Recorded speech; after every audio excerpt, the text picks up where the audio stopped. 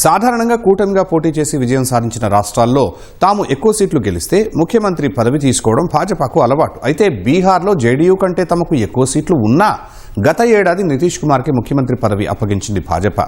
మరి రాబోయే ఎన్నికల్లో గెలిస్తే భాజపా ఏం చేయనుంది అన్నది ఉత్కంఠగా మారింది. కారణం బీహార్లో తమ నేతను సీఎం చేయాలన్న చిరకాల కోరిక, నితీష్కు వయసు పైబడడం.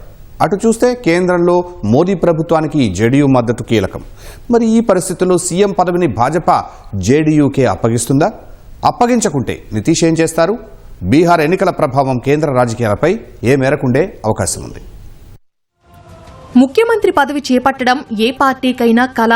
అయితే దేశంలో అత్యధిక రాష్ట్రాల్లో అధికారంలో ఉన్న భాజపాకు బీహార్లో సీఎం పదవి కలగానే మిగులుతూ వస్తోంది. ఎన్డీఏ కూటమి గెలిచినా ఉప ముఖ్యమంత్రి పదవితోనే సరిపెట్టుకోవాల్సి వస్తోంది. గతేడాది ఆర్జేడీతో తెగతెంపులు చేసుకుని జేడీయూ తమ వైపు వచ్చినప్పుడు ఎక్కువ సీట్లు ఉన్న భాజపా సీఎం పదవి తాను తీసుకోకుండా నితీష్కే అప్పగించింది. కారణం అధికారం చేపట్టిన సమయానికి లోక్సభ ఎన్నికలు సమీపంలో ఉండడం, జేడీయూతో సీట్ల సర్దుబాటు, తమ పార్టీకి పేరున్న నాయకుడు లేకపోవడమే. రాబోయే అసెంబ్లీ ఎన్నికలకు కూడా ముఖ్యమంత్రి అభ్యర్థి ఎవరుంటారు అని ఇప్పటి వరకు ప్రకటించలేదు ఎన్డీఏ. మరి బీహార్ సీఎం పదవిపై తమ పార్టీ నేతను చూడాలన్న కలను నెరవేర్చుకునేందుకు భాజపా దానిపై జేడీయూ వద్ద పట్టుబడుతుందా, లేక ఈసారి కూడా ఆ పార్టీకే వదిలేస్తుందా?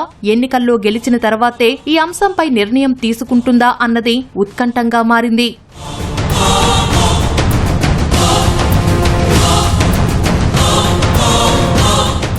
కేంద్రంలో ఎన్డీఏ ప్రభుత్వం కొనసాగాలంటే లోక్సభలో 12 సీట్లు ఉన్న జేడీయూ మద్దతు చాలా కీలకం. ఈ నేపథ్యంలో బీహార్ ఎన్నికల విషయంలో జేడీయూను నొప్పించకుండా వ్యవహరించాల్సిన పరిస్థితి భాజపాది.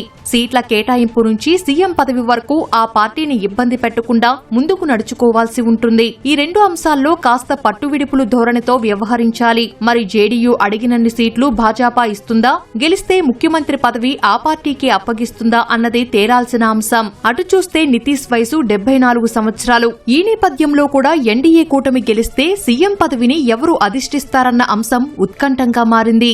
ఒకవేళ ఈ చివరి ఎలక్షన్స్ లో మనకు హైయెస్ట్ సీట్స్ మనకు ఆర్జేడీ వస్తే సెకండ్ ప్లేస్ మనకు బీజేపీ తీసుకోవడం జరిగింది.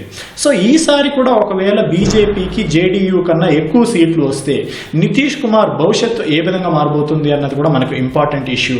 నితీష్ కుమార్కి యూనియన్ మినిస్ట్రీ ఆఫర్ చేసి బీజేపీ ఎప్పటి నుంచో కలగంటున్నట్టుగా బీహార్లో తన ఓన్ చీఫ్ మినిస్టర్ని ఉంచబోతుంది అన్నది కూడా మనకు కొద్ది వరకు వినిపిస్తున్న ఒక అంశం.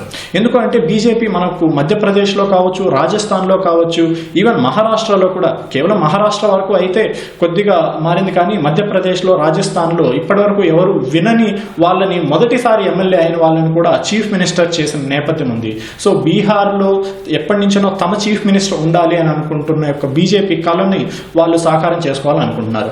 అలాగే సీట్ల పంపకం ఏ విధంగా ఉండబోతుంది అన్నది కూడా రెండు అలయన్సెస్లోనూ చాలా తీవ్రంగా ఉండబోతుంది. ఒకవైపు ఎన్డీఏ అలయన్స్లో ఏమో జేడీయూ, బీజేపీ చెరొక 100, మిగిలిన ఆ 43 సీట్లని చిరాగ్ పాస్వాన్ పార్టీ, జీతన్ రామ్ మాంగ్ పార్టీతో ఈ 40 సీట్లని సర్దబోతున్నారు అన్నది ఒకవైపు వినిపిస్తున్న వాదన. మరి ఇక్కడ ఇండియా బ్లాక్లో చూసుకుంటే ఏమో ఆర్జేడీ దాదాపు 150 సీట్లని ఎక్స్పెక్ట్ చేస్తుంది. కాంగ్రెస్ కూడా సిగ్నిఫికెంట్ నంబర్స్ని, అలాగే లెఫ్ట్ పార్టీలను కూడా అక్కడ అకామిడేట్ చేసుకోవాల్సిన పరిస్థితి ఉంది. సో ఈ సీట్ల పంపకం అన్నది రాబోతున్న ఒక నెల రోజుల్లో మనకు క్లారిటీ వచ్చే అవకాశం ఉంది. సో ఇక్కడ కూడా కాస్ట్ సమీకరణాలు మెజారిటీ రోల్ ప్లే చేయబోతున్నాయి. బీహార్ శాసనసభ ఎన్నికల తర్వాత కేంద్రంలో ఎలాంటి పరిణామాలు సంభవిస్తాయో అని కూడా రాజకీయ విశ్లేషకులు లెక్కలు వేస్తున్నారు. తరచూ కూటములు మారుస్తారని పేరున్న నితీష్ ఎన్డీఏ గెలిస్తే సీఎం పదవి విషయంలో ఏం చేస్తారో అని ఎదురు చూస్తున్నారు. ఎన్డీఏ గెలిస్తే తనకు సీఎం పదవి దక్కకుంటే అదే కూటమిలో ఉంటారా, లేక ఏదైనా కఠిన నిర్ణయం తీసుకుంటారా అనే ఉత్కంఠ నెలకొంది. అందువల్ల బీహార్ ఎన్నికలు కేంద్ర ప్రభుత్వంపై ఏ మేరకు ప్రభావం చూపించనుందో అని రాజకీయ పరిశీలకులు గమనిస్తున్నారు. ఒకవేళ ఎన్డీఏ ఓడితే మాత్రం నితీష్ ఎన్డీఏలోనే కొనసాగే అవకాశముంది.